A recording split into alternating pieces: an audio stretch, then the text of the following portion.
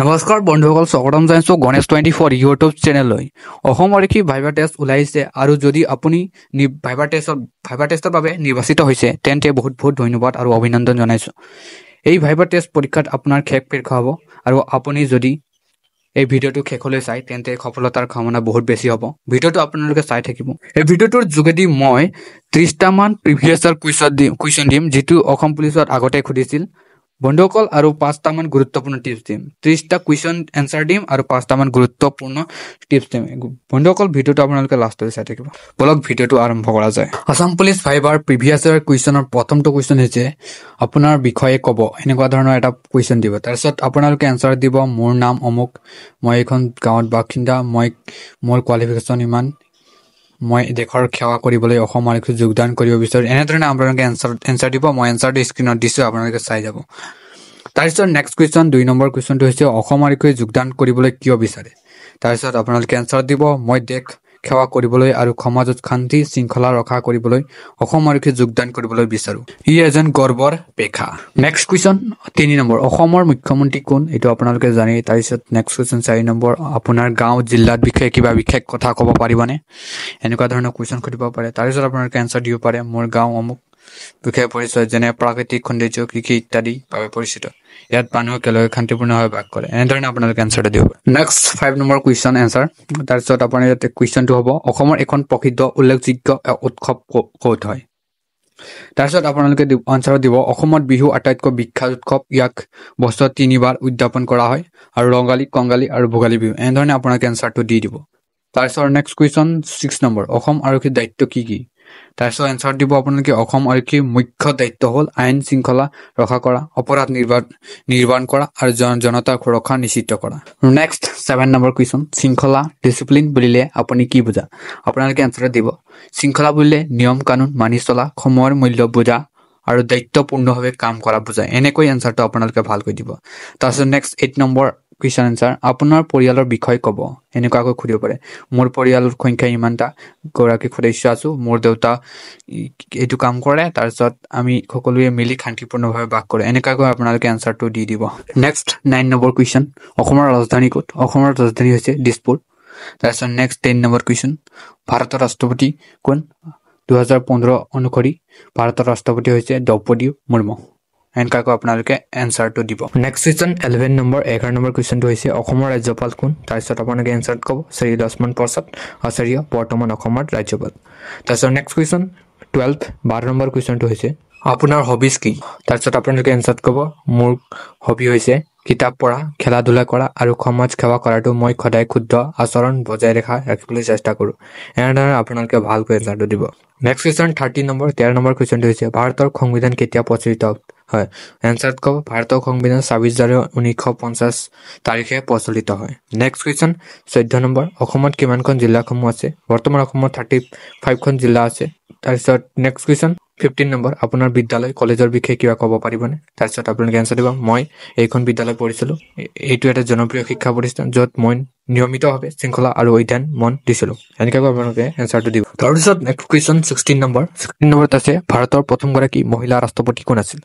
তাৰপিছত আপোনালোকে এনচাৰ দিব প্ৰতিভা পাটিল ভাৰতৰ প্ৰথম মহিলা ৰাষ্ট্ৰপতি আছিল। তাৰপিছত নেক্সট 17 নম্বৰ কুৱেশ্যন যদি জনতাই আপোনাৰ ওপৰত অৱনতি প্ৰকাশ কৰে আপুনি কেনেকৈ পৰিস্থিতি হেণ্ডেল কৰিব।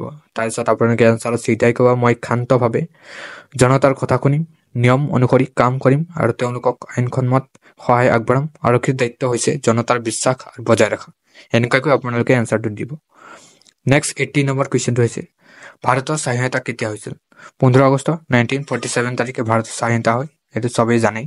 তাৰপিছত 19 নম্বৰ কুৱেশ্যন এনচাৰ হৈছে অসমৰ আৰক্ষী শ্লোগানটো কি। অসম আৰক্ষী জনতাৰ সেৱাত সদায় সতৰ্ক, এইটোৱে হৈছে অসম আৰক্ষীৰ শ্লোগান। নেক্সট 20 নম্বৰ কুৱেশ্যনটো হৈছে আপোনাৰ সবতকৈ ডাঙৰ শক্তি আৰু দুৰ্বলতা কি। আপোনাৰ উইকনেছ আৰু ষ্ট্ৰেংথটো কি।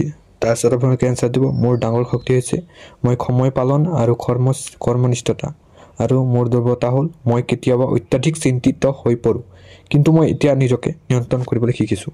এইটো এটা এনচাৰ দিব পাৰে এনেকুৱাকৈ। নেক্সট 21 টু ষ্ট্ৰেংথ কি, এইটো ক'লোৱে। 22 একেই হয়। তাৰপিছত নেক্সট 23 কুৱেশ্যনটো হ'ব যদি আপোনাক আন ঠাইলৈ পষ্টিং পঠিয়াই আপুনি যাবনে? তাৰপিছত আপোনালোকে এনচাৰত ক'ব হয় নিশ্চয় যাম, মোৰ বাবে সকলো ঠাই সমান আৰু মই দেশৰ যিকোনো স্থানত দায়িত্ব পালনৰ বাবে সাজু। এনেকুৱাকৈ আপোনালোকে এনচাৰটো দিব। তাৰপিছত নেক্সট 24টো গুৱাহাটী কিয় বিখ্যাত? তাৰপিছত এনচাৰত দিব গুৱাহাটী হৈছে অসমৰ সবতকৈ ডাঙৰ চহৰ, ইয়াত কামাখ্যা মন্দিৰ, ব্ৰহ্মপুত্ৰ নদ, বহু পৰ্যটন স্থান আছে। এনেকুৱাকৈ এনচাৰটো দিব।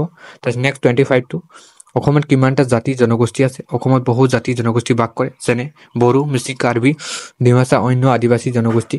তাৰপিছত নেক্সট 26টো যদি এজন লোকে ক'লে তুমি ঘোষ লোৱা তেন্তে আপুনি কি কৰিব? তাৰপিছত মই গম্ভীৰভাৱে বিষয়টো ল'ম, তদন্ত কৰিম আৰু প্ৰয়োজনীয় পদক্ষেপ ল'ম আৰু আৰক্ষীয়ে ন্যায়পূৰ্ণভাৱে কাম কৰিব লাগিব। এনেকুৱাকৈ এনচাৰটো দিব। তাৰপিছত নেক্সট 27টো কিমান দিনত অসমত ৰঙালী বিহু পালন কৰা হয়? তাৰপিছত ৰঙালী বিহু সাধাৰণতে 7 দিনত ধৰি পালন কৰা হয়। তাৰপিছত নেক্সট 28 নম্বৰ কুৱেশ্যনটো হৈছে অসম আৰক্ষীৰ ডিজিপি কোন? বৰ্তমান অসম আৰক্ষীৰ ডিজিপি হৈছে শ্ৰী হৰমিত সিং IPS। তাৰপিছত নেক্সট 29 নম্বৰ কুৱেশ্যনটো হৈছে চুৰি হলে প্ৰথম কামটো কি কৰিব লাগে?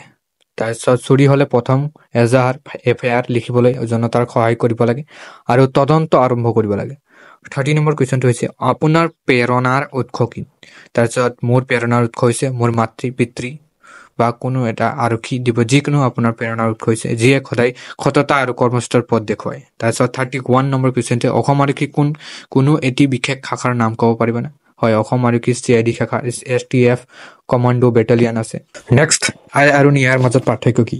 তাৰপিছত এনচাৰ হ'ব আইন হৈছে লিখিত নিয়ম, ন্যায় হৈছে সঠিকতা আৰু সত্যতা। আইন মানি চলিও ন্যায় নোহোৱাৰ সম্ভাৱনা থাকে। এনেকুৱাকৈ আপোনালোকে এনচাৰ দিব পাৰে। তাৰপিছত নেক্সট 33টো সমাজৰ বাবে আপোনাৰ দায়িত্ব কি বুলি ভাবানে? মই বিশ্বাস কৰোঁ যে সমাজত শান্তি, সন্মান আৰু সহমত বজাই ৰখাটো মোৰ দায়িত্ব। তাৰপিছত নেক্সট 34টো অহিংসা মানে কি?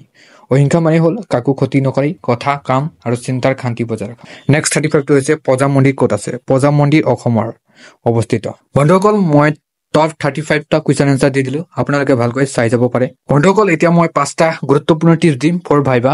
প্ৰথমটো হৈছে বিশ্বাস হোৱা, মানে আপোনাৰ আত্মবিশ্বাস হ'ব লাগিব, কথা ভয় নাখাব, ভালদৰে কথা ক'ব। তাৰপিছত আপোনাৰ ছেকেণ্ডটো হৈছে ফৰ্মেল ড্ৰেছ পিন্ধি যাব, চাফা আৰু ড্ৰেছ আৰু পাতল, তাৰপিছত চিম্পুল লুকত যাব। তাৰপিছত 3 নম্বৰ কুৱেশ্যনটো হৈছে নিজকে চমুকৈ পৰিচয় দিয়া, মানে আপোনাৰ নিজৰ পৰিচয় দি দিয়া, নাম ঠাই শিকাৰ যোগ্যতা স্পষ্টকৈ ক'ব। তাৰপিছত নেক্সট 4 নম্বৰ হৈছে আছাম ইণ্ডিয়ান বেচিক, আপোনাৰ জেনেৰেল নলেজটো ভালকৈ চাই যাব, বিহু, গাঁও, স্বাধীনতা দিৱস, তাৰপিছত আপোনাৰ কাৰেণ্ট এফেয়াৰ এতিয়া কি চলি আছে, যুদ্ধ চলি আছে, গোটেইখিনি চাই যাব ভালদৰে। তাৰপিছত বডি লেংগুৱেজ,